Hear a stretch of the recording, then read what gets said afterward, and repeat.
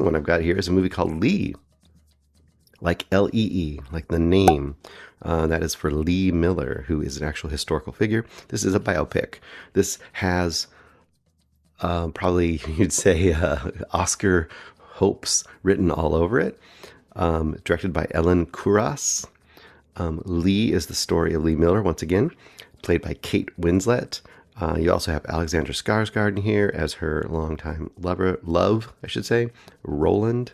You have Andy Withers, played by Audrey Withers, sorry, played by Andrea Riseborough, who we love. She's not a big role in here, but she's here. And the other kind of main name that you'll know here is Andy Samberg in a rare serious role. He's playing it pretty straight in this movie. Andy Samberg playing David E. Herman. All right, and what this is basically it's the story, like I said, of Lee Miller, and she is now known as a groundbreaking war photographer, especially from World War II, most notably. And this is kind of her story. And the framing device here is, and as you can imagine, a female, a woman, as a war photographer or war journalist is not really a thing that's happening back in the era of World War II. Just women aren't seen to do those kind of roles. They're not seen as being part of war. They should be at home, supporting the boys as they come back home and, supporting the home front and that kind of stuff. And she is obviously not that kind of person.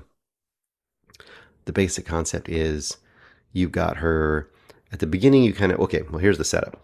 The framing device is essentially that there's a younger man and he seems to be interviewing her, going through her photos, interviewing her, and as he's showing her the photos and interviewing her, you are seeing flashbacks, and the flashbacks are going generally chronologically from kind of just before World War II to kind of to the point towards the end of the war when she's doing the work that basically will make her famous and is the most notable work of her career.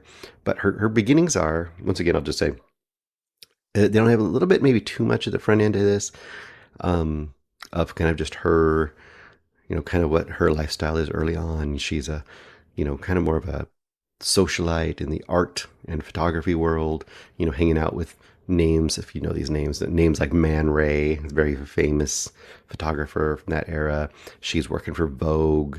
I think at this time she's working for British Vogue. I don't know if there's like European Vogue separate from that. I'm not sure. I know there's an American Vogue. I don't know. Either way, she's working for Vogue, and she's doing a lot more like glamour photography and fashion photography. And she even points out at one point that even though she's enjoying it, she's kind of feels like that's a little bit shallow for her, even though that's fine, but she doesn't seem quite satisfied enough. She's a very bold character, and you very immediately kind of discover like she's doesn't suffer fools. She's ready to go out. Anyway, she gets this relationship with Roland, as I mentioned.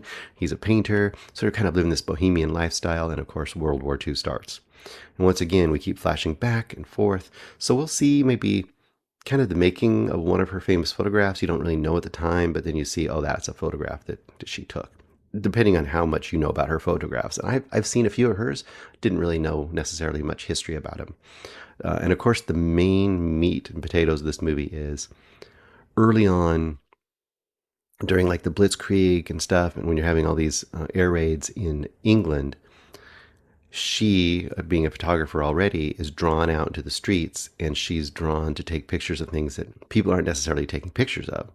The destruction and kind of the effect that that's having. And that draws her to want to go into combat. And once again, there's some pushback on that, and she eventually gets into combat. So the negative side of this movie is it's pretty meat and potatoes. It's pretty generic as far as the approach to a biopic. It's essentially just going to follow her and see what she does. And you don't get a ton into her character. Like, you do get somewhat in her character, but other than her being like just kind of not taking no for an answer and just kind of being bold, I mean, that's pretty much what you get of her character. But that's okay. It's good enough because the story itself is pretty fascinating. And I would say I was enjoying it, but I wasn't thinking it was groundbreaking probably for the first half, but it still was drawing me through. But I would say the second half of the movie definitely pushed me forward higher on this movie. I think it starts to really draw you in once you kind of know her character pretty well, and once she teams up with the Andy Samberg character, and he's kind of like a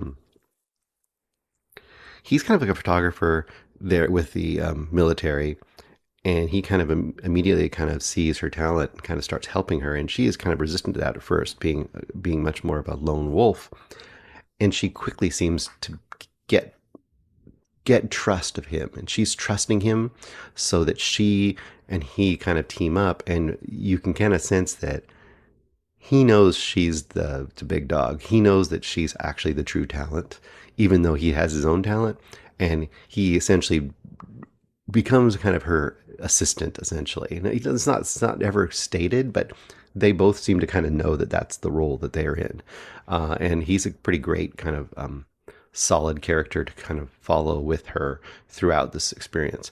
We'll say that her most famous work is of the Holocaust in Auschwitz, and some photos she takes surrounding Hitler's house, or not house, but his apartment. So if you don't know those photos, I would say watch the movie. It's pretty great and fascinating, and then go back and see the actual photos, and it's pretty great. There's a few really, really famous movies, or not movies, but famous photos that are kind of the origin of are shown here. Pretty good, solid movie. I'd say 4 stars on this. This is one of those movies you definitely could see getting a little Oscar buzz if it were a little flashier or maybe a little closer to the Oscars. So it'll probably get forgotten, except maybe Kate Winslet might get a little note here. Maybe some production or some costume stuff. And I think this is one of those movies that definitely is like, this is like you watch this with your mom or dad, and they're going to be like fully on board, because it's not ever too shocking, it's not ever too gross, but it has some gravitas, and it has some pretty great moments.